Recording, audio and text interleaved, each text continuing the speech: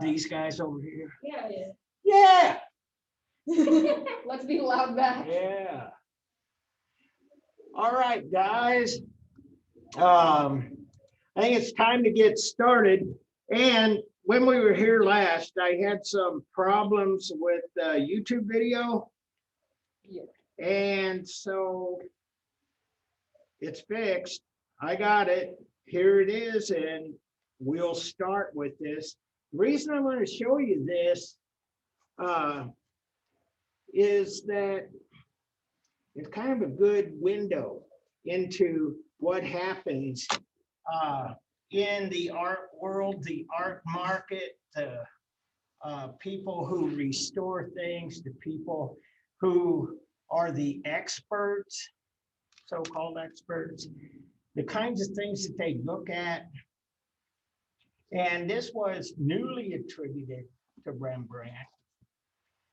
And Rembrandt has been at the center of this attribution issue for a long time.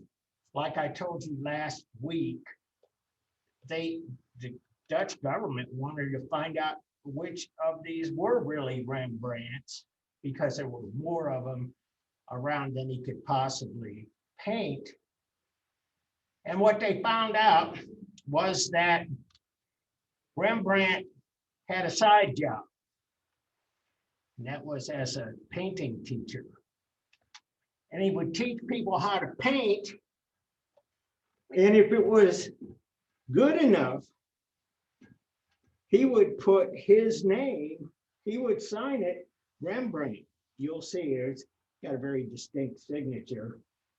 And some of them were so close that it was very difficult to tell the difference between Rembrandt's work or the work of his students. So anyway, some of those issues come up in this. There are a lot more things dealing with how to, well, you'll see. So here it is, painting newly attributed, which is really kind of a reversal of what you usually see. Usually you see deattribution. Somebody said Rembrandt really didn't make this, but here we go.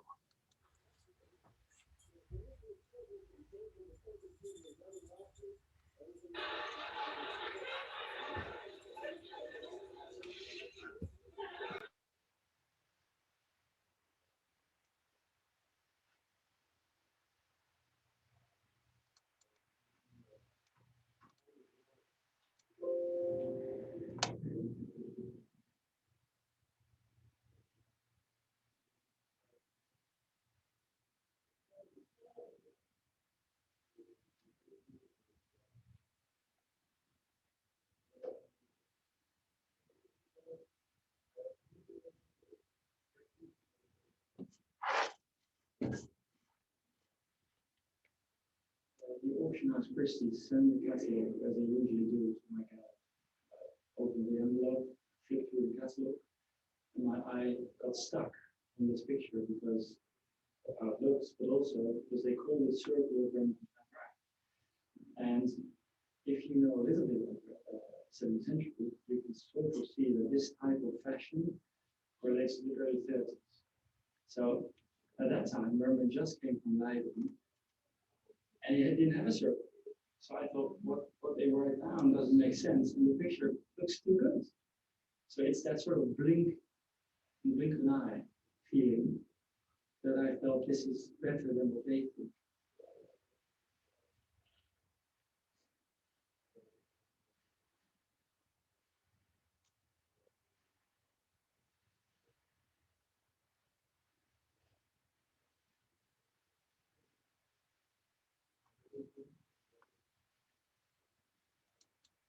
Pause it here for a second. Question. Did you just see where they hung this up?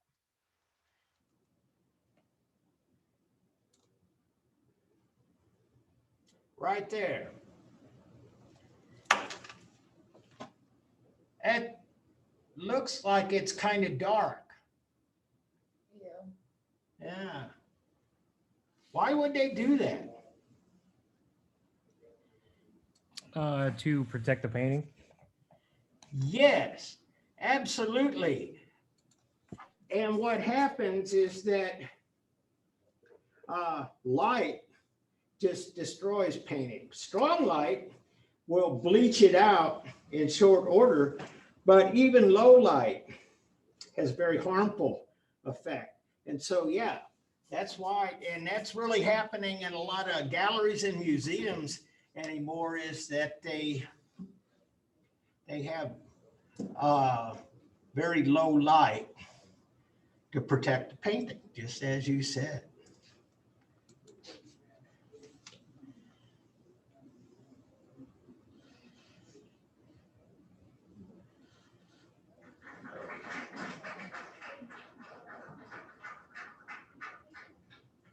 So Rembrandt, when he paints a portrait, he has two goals. One is to actually depict a sitter, and it should be as realistic as possible. And the other goal is that he can show his creativity. And when you paint a face, you really have to follow nature. So you can use a certain colors, you can make it slightly interesting, but the real interest lies in fabric, because you can make it elaborate or elegant or quirky or particular. And Rembrandt tries to find in these, especially in these works, tries to find the position, the little angles, the little curves. And there's one fantastic flap of lace, and there's one curved edge, and it's so fantastic. It's such a depiction of space that you really want to put your finger on it. And the ability to get there to that end result, in my view, and many other experts' view, only Rembrandt ever reached that level.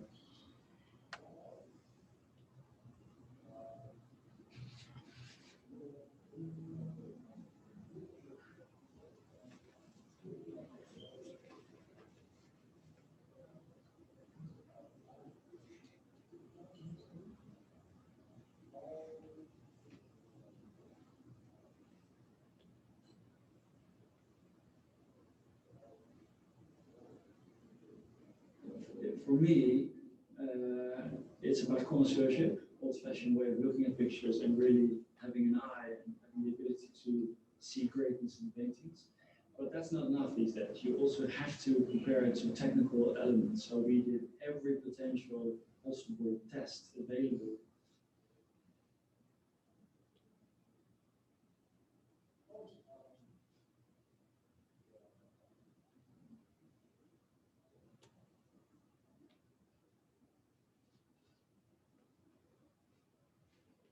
It's a very exciting day, and we're thrilled to have this beautiful painting here, because it's once in a lifetime actually that a new piece of art has been found, and now we can share it here with the Dutch public. It's that feels good as a museum director, because that's what you're doing all day, to share art with the public.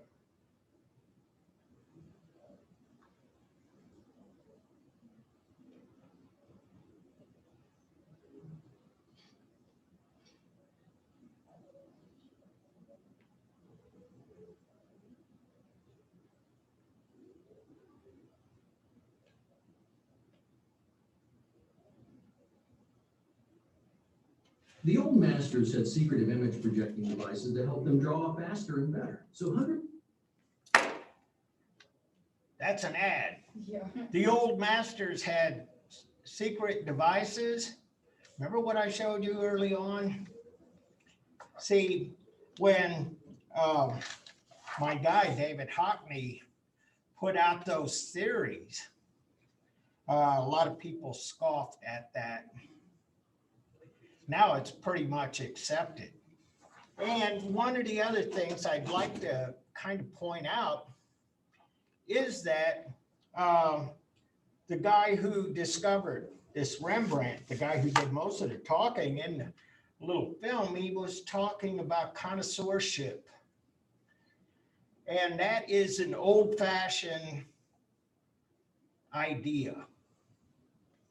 And connoisseurship brings us to actually influence a lot of judgments. And so the connoisseurs say this Rembrandt is better than this other Rembrandt and stuff. And so for about the last 30 years or so, connoisseurship sort of went away. So how can you say one's better than the other? And besides which, we have all of this technology and we can decide if it is real or not. And what we have here is the return of connoisseurship, where you have all of these people and they just kind of look at, for instance, they look at a painting and they can tell by the brushwork or by the color or by the drawing or by how light hits the subject matter or whatever. And so connoisseurship returns.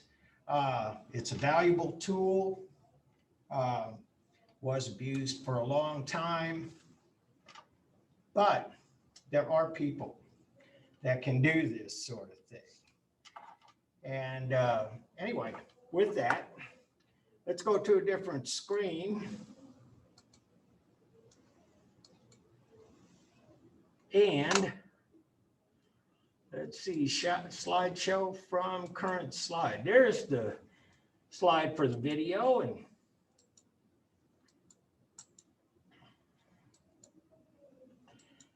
And go back a little bit here.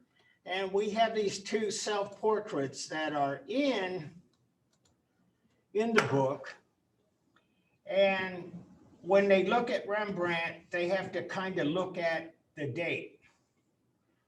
Because as he got older, his brushwork was much more what we would call gestural. It's not really that smooth. The painting we saw in the clip was pretty well polished. This was Rembrandt as a younger artist. By the time he got old, he really just kind of played with it. He splashed the paint around. He still had his keen eye for light, shadow, and space. And with this particular Rembrandt, and this is in the Frick collection in New York City, I've seen experts talk about this. See where my arrow is? That little white dot on the end of his nose. And they say that when you see this painting, you can almost imagine Rembrandt just, yeah, exactly, dot, boop, pop, right, that little dash of white. And so anyway, that kind of paint handling, it's just not the sole provenance of connoisseurs. As a matter of fact, centuries of artists will look at these paintings in museums, in galleries, and however they get to see them. And if you're a painter, especially if you were a painter back when, you would look at that and try to figure out how he did that. And the idea of being able to still describe all of this space, all of this form, all of this texture, while at the same time having very loose brushwork was very intriguing to a lot of people. And really in about a couple of hundred years from then, a few stops along the way, when this turns into 1858, we'll see the French painters really take off on this idea of loose brushwork, and it'll finally lead up to what we know, what we call Impressionism. And so that's how we do it. And I gotta say that even your most learned painters had studied the great masters. we're looking at this stuff on slides, on Zoom and stuff like that. But this way of teaching art is not new. And as a matter of fact, take a look at, for instance, the Chicago Art Institute. Well-renowned, very esteemed art school, and it's connected to the Chicago Institute of Art Museum. And the students at those places that go to the Art Institute, oftentimes they grab a portable easel, a canvas, their paints, and they sit in front of a work by the great masters, and that's their assignment. Paint this. And so you guys got me really going here, because I read most of your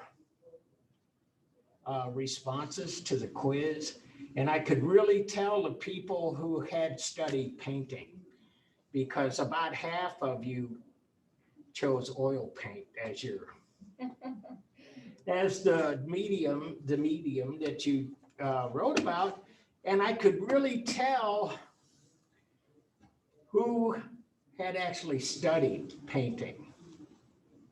And so I'm getting these little descriptors that I know come from experience. Experienced painters, only experienced painters would say such a thing.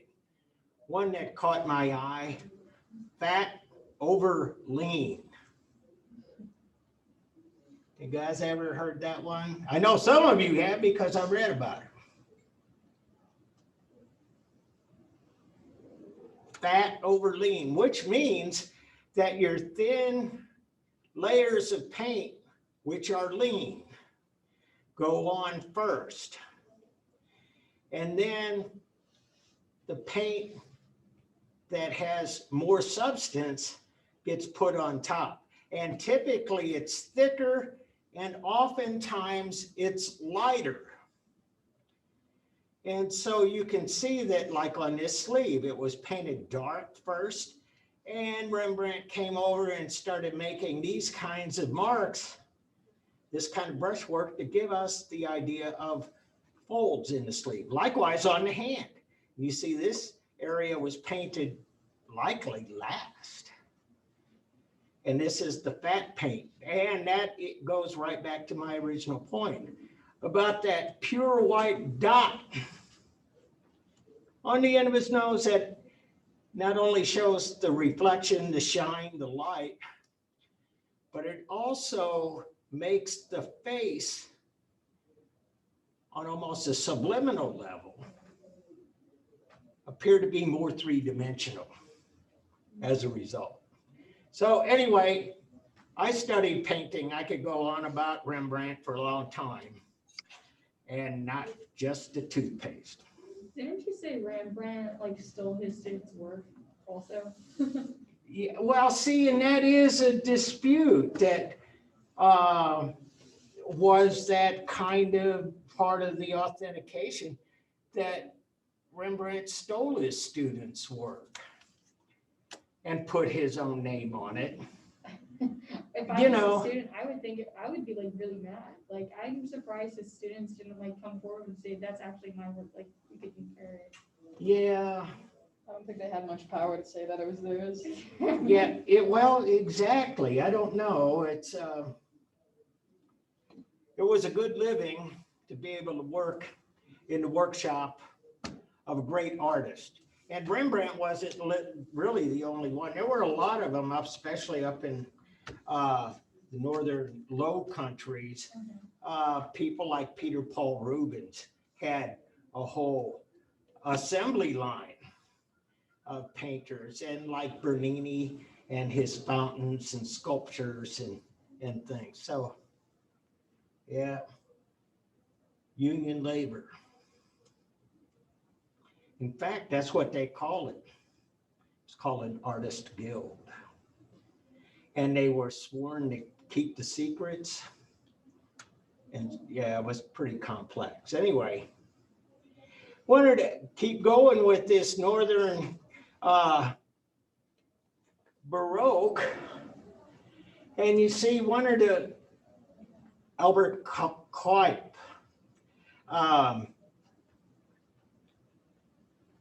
They get interested in the landscape and they get interested in ordinary people. And I got to tell you, this is one of the things I like, among many things about this class, is that before I come in here, I just go and take a look at some of what was written about some of these people, places, and things. And one of the things that they talked about with the Dutch painters, and there were people having accounts of, well, I really like these Northern painters because they painted ordinary people.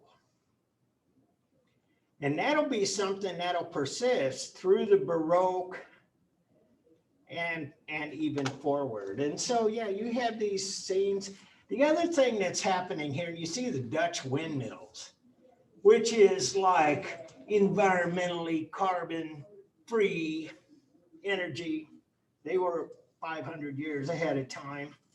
But bottom line is that they liked the landscape and they were kind of naturalist in their own way. They always like to portray humans, animals, and the environment as all kind of being sort of a codependent, symbiotic relationship. And so at the time that was probably true, but the idea of nature as being part of the subject matter, we see that, and that'll grow for a couple of hundred years, and that'll reemerge in the United States when we talk about Romanticism and Henry David Thoreau and Walden Pond and nature and things. And so it keeps going. It's still going today. But it's kind of nice to know that 400 years ago or so it was alive and well. And so here we go. View of Harlan from the dunes at Overeem. And again, this kind of relationship between the land, the farmers, see these wonderful windmills, the church being the most prominent building in the whole picture. One of the things that is evident, I hope is evident, when I was talking about the Low Countries, this is why they call them the Low Countries. Much of it's not high above sea level, and it's very flat. It's very bare. Yeah. But, you know, on this painting too, you're absolutely right. On this painting, look at it, it's really like 2/3 sky, 1/3 land. And so this is kind of what I was talking about a minute ago, about the forces of nature being important, being dominant in some cases. And so this idea of this symbiotic relationship between the heavens and the earth. And so Jewish, the same guy here too. Jewish cemetery, foliage, running water, the creek coming through, old ancient ruins going back to the past. But again, and this is a dark sky to be sure, but the idea that nature has reclaimed this cemetery to some extent. It's nature, it's the forces of nature. Vermeer started out kind of the same way. And this is the view of Delft. And you see the low country, the flat 2/3 sky, 1/3 the village, the boats, the harbor, the churches. And so what happens with Vermeer, though, is that, I'll go back and this is 1661. In short order, he starts really devoting much of his time to these paintings, and they're all about the same size. 1 foot 3 7/8 inches. So it's like about 16 inches this way, and 1 foot 2 inches, which is 16 by 14. Small. Very, very detailed. Very much about light, and usually the light does come from the window.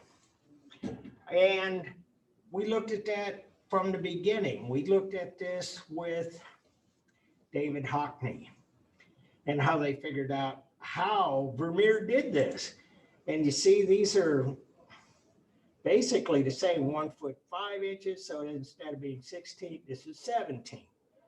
Bottom line, 16, 17 by 14, same, roughly the same size. And this attention to detail, the light coming in.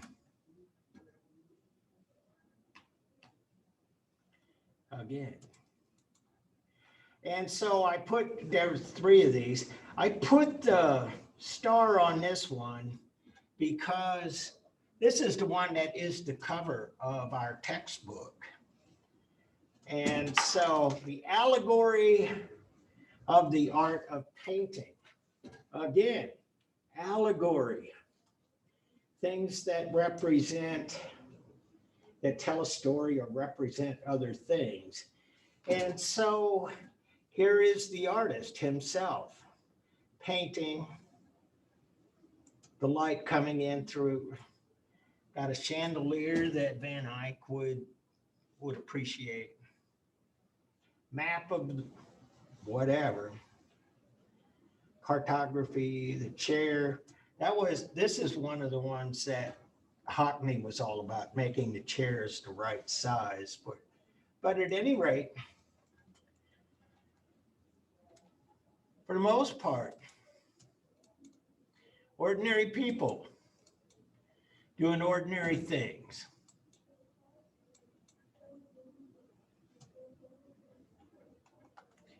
And, I was going to tell you this. I never put this together. I'll just mention it right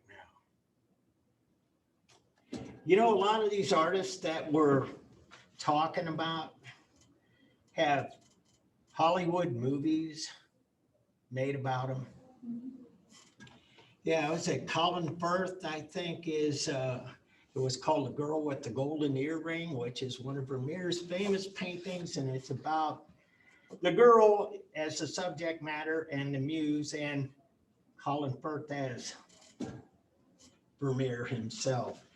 Rembrandt was an early, there'd been a number of movies, but there was an early movie from the 1930s, Charles Laughton as Rembrandt, old black and white film. And if you know who Charles Laughton is, you'll see that he does look like the old Rembrandt. When I was reading what you guys were talking about on quiz 1, Michelangelo, Sistine Chapel ceiling, big epic picture from 1965, The Agony and the Ecstasy, about Charlton Heston as Michelangelo, Rex Harrison as Pope Julius II, and their struggle to do this. Took them 4 years. Anyway, bottom line, there's a lot of bio movies, And there's access to this stuff now, either through YouTube or if you got streaming services, Netflix or whatever. Ordinary people, ordinary things, ordinary situations. Feast of St. Nicholas.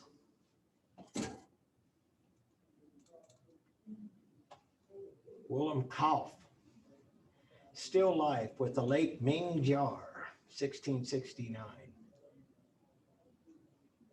And so this is kind of like a lot of the other still lifes we've seen so far, and with the focus on all of the reflective surfaces, the glass, the metal, the drapery, the fruit just peeled, not spoiled, orange. One of the things that makes this kind of interesting is that it is a late Ming jar in here. 1669.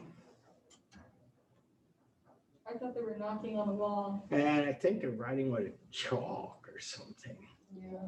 Anyway, Ming jar, think about it. The Dutch were very prosperous, and they had merchant ships that had gone all over the world, and they had colonized parts of the world. And we talked about New Amsterdam, now New York. They had a place called the Dutch East Indies, which is now mostly Indonesia. They had trading outposts all over Asia. And so the emergence of Chinese pottery, something we didn't see before. And it has everything to do with what they were doing. Rachel Royce, flowers, still life. You see, this is kind of an interesting, don't you think, arrangement of flowers, because some are blooming, some are wilting, some of them look like they're not going to last very long. And again, allegory. There's stories in this. There's stories in this, and one of them is about being worldly and having pottery from halfway around the world, as well as all of these other niceties. The fragility of life, and that life doesn't go on. There's all of these kinds of messages that were in and very intentional. Hyacinth Regaud, Louis XIV, one of my favorite paintings. Partly, I guess, because we're from the Louisiana territory and we're named St. Louis, not Louis XIV, but what, Louis IX, I think, was our patron. At any rate, part of the French dynasty, and identifying that, fleur-de-lis, all over the place. French royal symbol comes out of what? Anybody know? I studied it, but I can't remember. Well, it was a symbol, it evolved as a symbol of the Virgin Mary. And she would hold lilies, would be depicted with a lily flower in her hand. And that kind of, and the French were wild about the Virgin Mary, and that's half of their cathedrals are named Notre Dame and all of this other stuff. So anyway, bottom line is that it evolved into the fleur-de-lis and became the royal symbol of France. And if you're an NFL fan, you'll see the fleur-de-lis on the New Orleans Saints. If you're a St. Louis aficionado, you'll see our city flag, fleur-de-lis, just saying. And so what we have here is this sort of Baroque turning into Rococo, but this is basically still Baroque art, has some ornamentation, not excessive like Gothic, not as pristine as Renaissance, not as austere, It's in the middle. but, It's in the wall. and so here we go. This is Versailles. And I can tell you that originally, they did not have all these cars parked in this parking lot. But just saying, this is quite the complex. A hall of mirrors in the Palace of Versailles. And this is, So pretty. you see, I'll show you this because this is really connected. This kind of royal wealth and power. And that's really what all this symbolizes. This is a symbol of power, the sword, symbol of strength, all of the fur, luxury, silks, sign of wealth.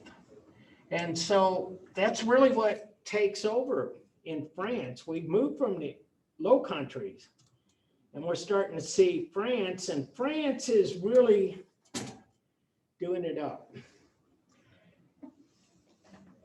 They got money, they got power, and money and power often attracts the artist, partly because the wealthy can employ these people who can do these very special things like creating crystal chandeliers, doing paintings, gold leaf sculpture, even down to the masonry and the tiles and stuff. I mean, so anyway, this is the Hall of Mirrors, Palace of Versailles. Versailles becomes almost synonymous with ostentatious displays of wealth. And this is at the Park of Versailles. That's why, like I say, I didn't have the parking lot, but it's really a complex. And here we go. This is hearkening back to ancient Roman civilization, ancient Greek civilization. Apollo attended by the nymphs of Thesis.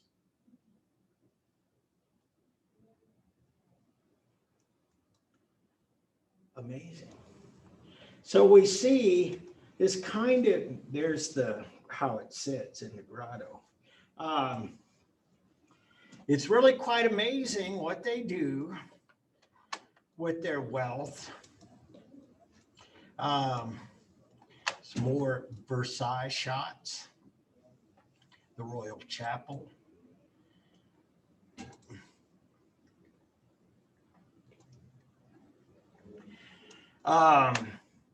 And so again, you know, like I say, it's Baroque. It's kind of ornamented, but not excessive.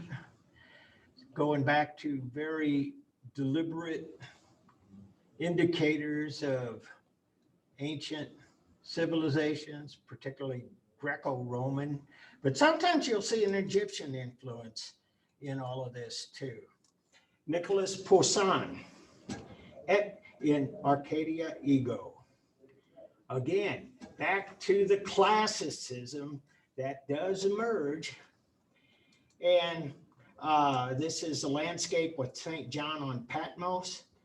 And this refers to St. John the Apostle was the youngest apostle, but he lived to be the oldest of all of them. And he spent his later life in seclusion and writing.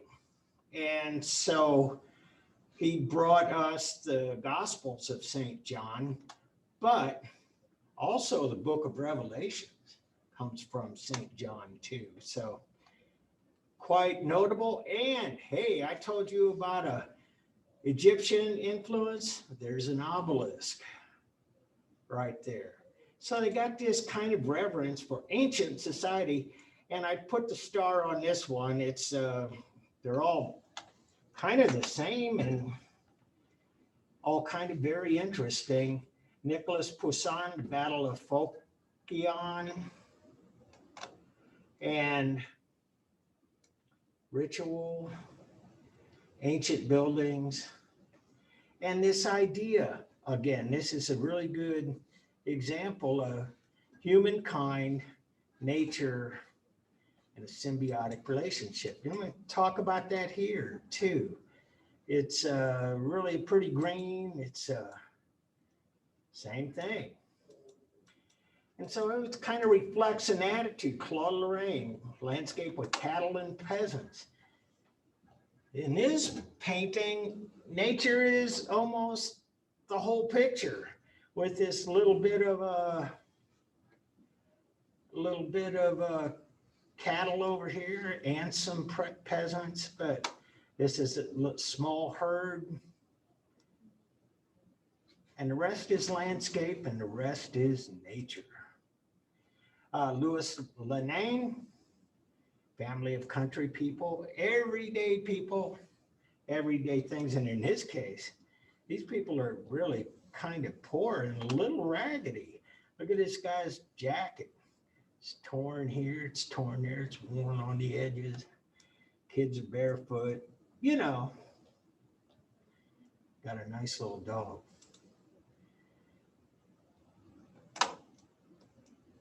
Hela, hanging tree from the Misery of War series.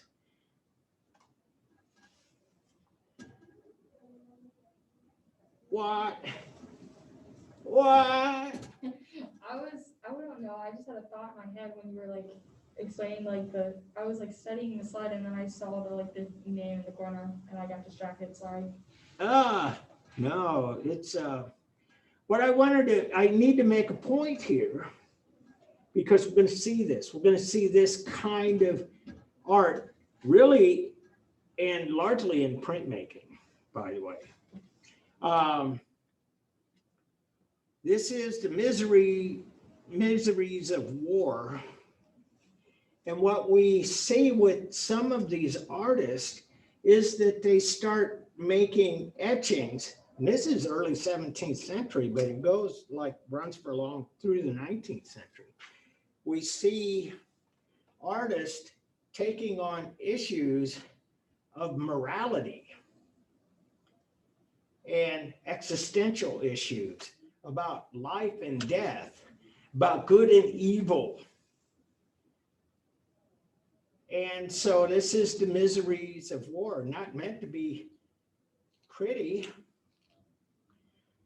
It's meant to be as gruesome as it actually is.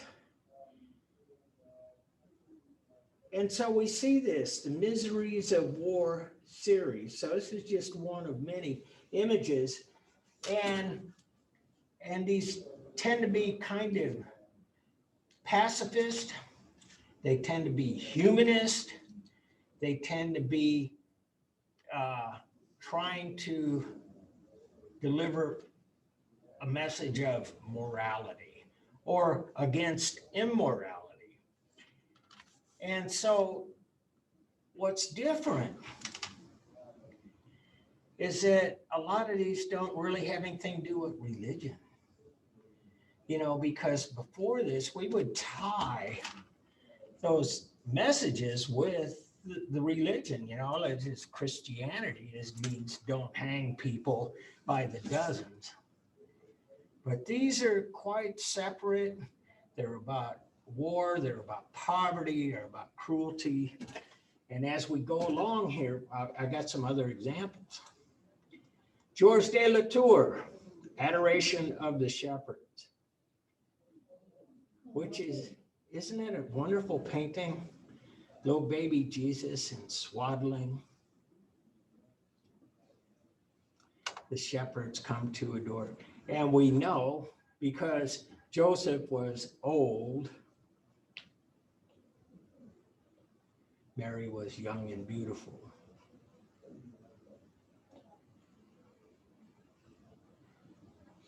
So where does this kind of light thing come from? Well, we've been dealing with that for over 100 years now. We start with Caravaggio and chiaroscuro and tenebrism. And we see now light coming from, what we saw with Vermeer, light coming from the window. That's a big thing. Now we see Latour, and these are almost all candlelit. And the light source is here right above the baby Jesus, shining on the faces, some more than others. And so more Baroque architecture, which, as I say, looks kind of classical with ornamentation.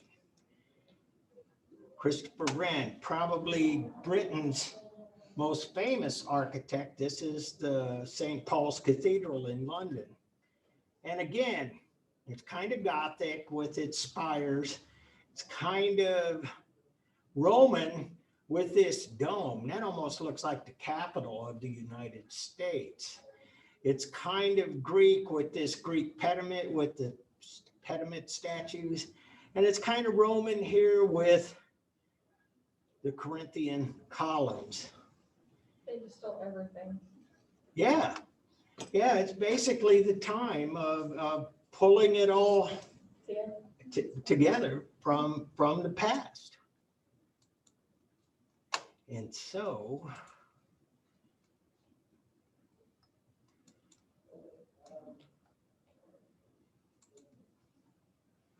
and let's get the other screen right there.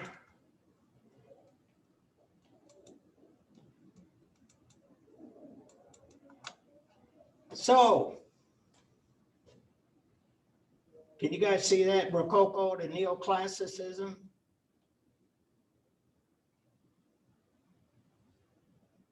Yeah, we can see it. All right, thanks, Robin.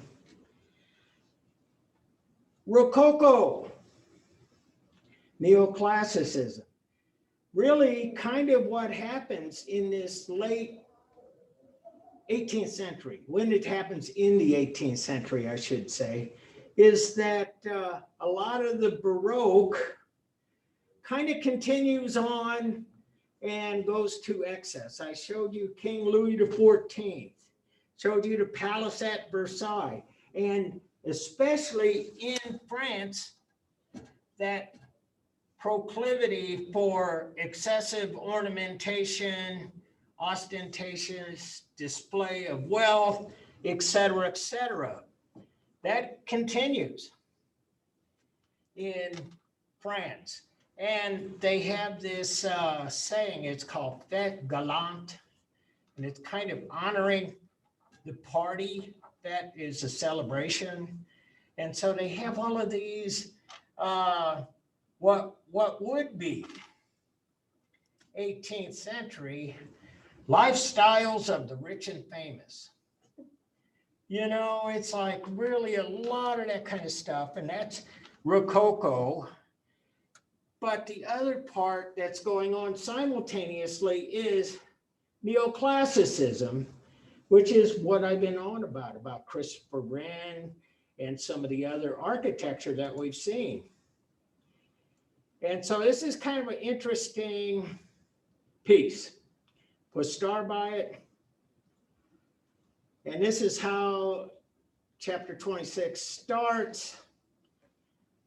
26:1, Angelica Kaufman, Cornelia presenting her children as her treasures, or the mother of the Guaracci. It's got two titles, we don't really know. But here we go. What this is neoclassical. The children, the women, everybody in here is dressed in ancient Roman clothing, garb. You can see that. You can see the setting. We see a column here. We see what we see is a classical setting. And because it's happening in 1785, we call it neoclassical. But she's presenting her children as her treasures. And you got this woman here with the gold chain, and she's got this little throne of sorts. and she's obviously wealthy. You see her belt and see the gold in her hair and the earrings and so on. And she is a person, and the jewelry box, by the way. She's one that has wealth, and Cornelia is presenting her children. This is my wealth. These three children are what make me rich. I don't have the diamonds and I don't have the pearls, but I got my little girl. She's got curls. Oh yeah. Anyway. Virtue. This is exactly what neoclassicism sought to instill. And a little background here. This is 1785, so it is, and it's in England. And what we have here is kind of holistically referred to as the Age of Enlightenment. And Brooke, I'm glad you're shaking your head because you know what I'm talking about. And we talk a lot, especially now, in this extremely politicized time we live in.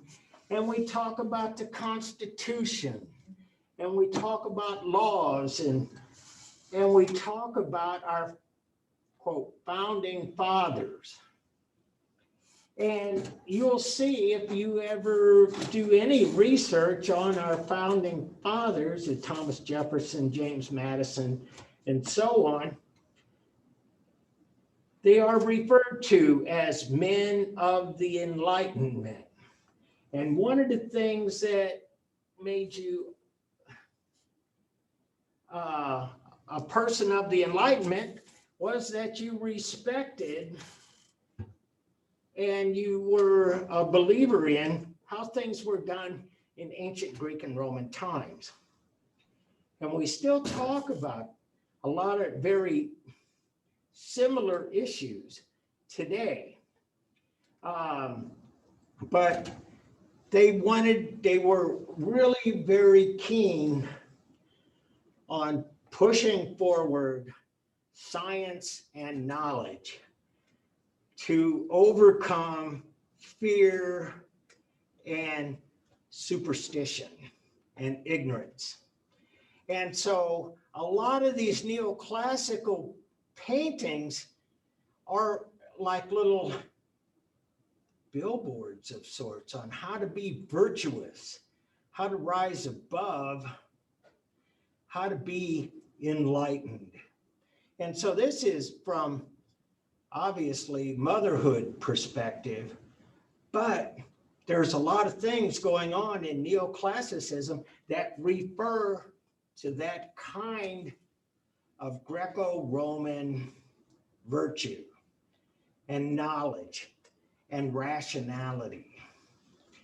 And so, but Rococo is this.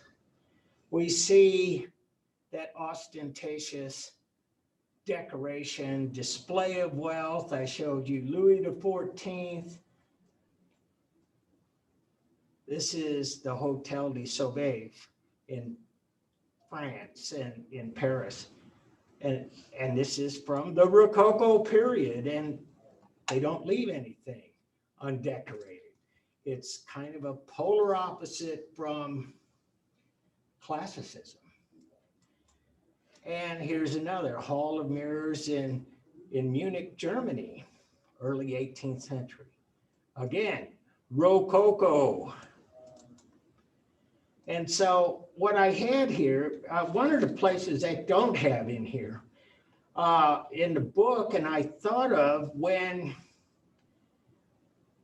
I was putting this together, is there's a really good example of that Rococo architecture there in St. Petersburg.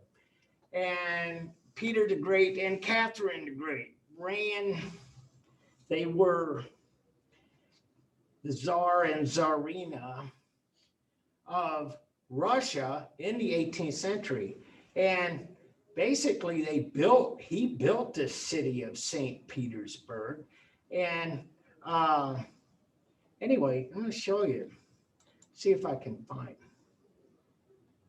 Do you want? I do want to continue, and I do want to make sure that I got the right screen share. Can you see the Hermitage? St. Petersburg, Russia. I just took the page, and it's the Hermitage Museum of Art, and that's really, that place still has some of the great works of Western art, period. But you can see the Russians, I'm going to take a look at something like this. That's Rococo. That is that ostentatious display of wealth. And so,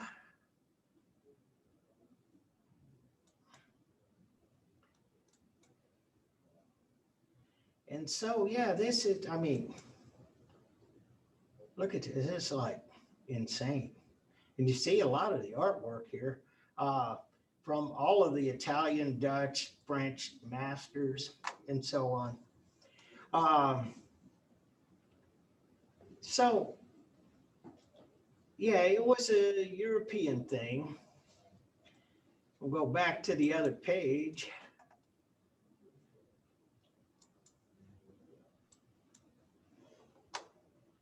And yeah.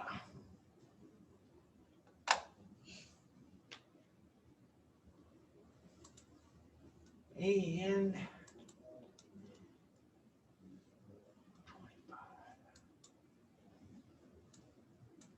oh, sorry. I'm trying to find the right screen, and there it is. Sorry, guys. And so anyway, it was kind of taken over after the Bolshevik Revolution, and they sold some of the art, but still, one of the great Rococo architecture, Rococo ornamentation, Rococo. Rococo. And so that does, it's just not just in France, it's in Germany, it's in Russia, it kind of has a, and to some extent, a little bit in Britain, but the Brits don't really take to that quite so well, as not the Low Countries. And part of that had to do with this Rococo seemed to be almost antithetical to the Protestant ethic. And so more Rococo. And so it is. Quick pics of Rococo architecture, got some French Rococo painting. I told you a little while ago that they were doing lifestyles of the rich and famous, pilgrimage to Cythera. And there are a number of these Watteau paintings about this, but bottom line is that this was a resort place that all of these wealthy people would go. And although it doesn't look particularly racy, it was kind of like the Cancun of 18th century France. And you don't see people running around in skimpy swimsuits, but the idea is still the same. Because you see all these little guys, this is like Cupid and love and all of that stuff going on. We got Venus overlooking this. We see this guy here making the moves on this young woman. We see these people engaged in touchy-feely stuff. And so anyway, and then you got all of these little cherubs kind of approving of everything, and that's what they did. And the way they are dressed is the finest clothes of the age. It was high style, high fashion. Here's another Watteau. Le different, la indifferent. Anyway, I would be able to help you. say what? I would be able to help you, but it's been a while since I took French. I know, yeah, I can't get it. I don't, that, yeah, Exactly. yeah. Anyway, the indifferent. And there's been a lot of ideas about what this was all about. Is this really about a young man that's doing a carefree lifestyle, has no worries? Or is this about sexual identity? We don't know. But you see, it's still kind of portrayed with some of that greenery that everybody is all about. You know, it's this kind of fascination with nature. And although a lot of this is washed out, another Watteau. Here we go. One of the most famous French Rococo paintings of ever all time, The Swing by Fragonard. You can go on Khan Academy and they'll explain this actually pretty nicely. But it really is about lifestyles of the rich and famous. And what we think is happening here is that this young lady, and this is her lover, and this is the butler, the attendant, pulling her on the swing. You see, he's kind of he's looking up her dress. And by design. And we got these little love cherubs here. And then we got this one over here, and he's doing this. He's putting his finger over his mouth. Be quiet. Because these two are not supposed to be engaging in this relationship. That's why he's saying be. And so a lot of this stuff, it's all got a message. You can decode these kinds of paintings, and there's a lot of symbolism, but we've been looking at that for a while. We've been talking about allegory. We've been talking about symbolism and so on. But Fragonard, lifestyles of the rich and famous. And I'm looking at the clock and I'm saying, I better see if you guys have any questions.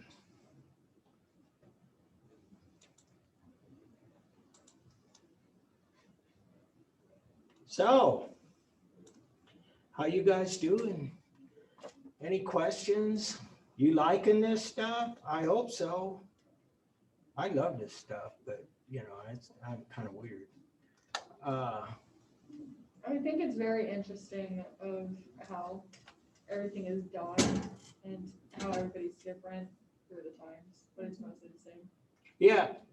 Well, see, I do too. And that's why I always kind of end up talking about other things, the politics, the religion, Yeah. the wealth, because this really is forever. All of this stuff in all this World Art and Ideas 1 and 2, they give you a window into what life was like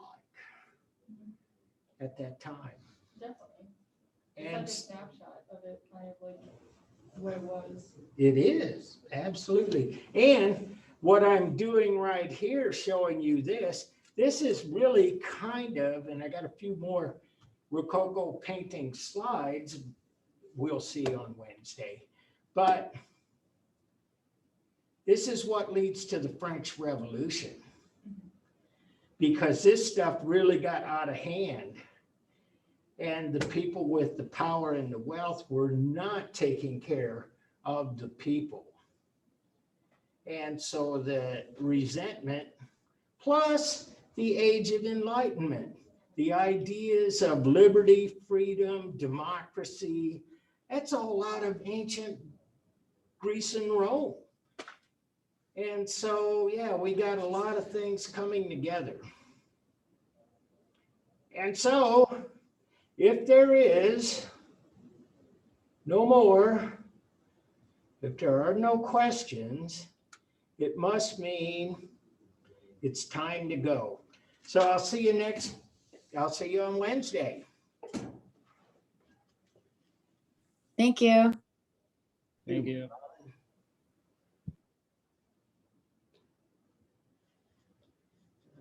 Uh-huh.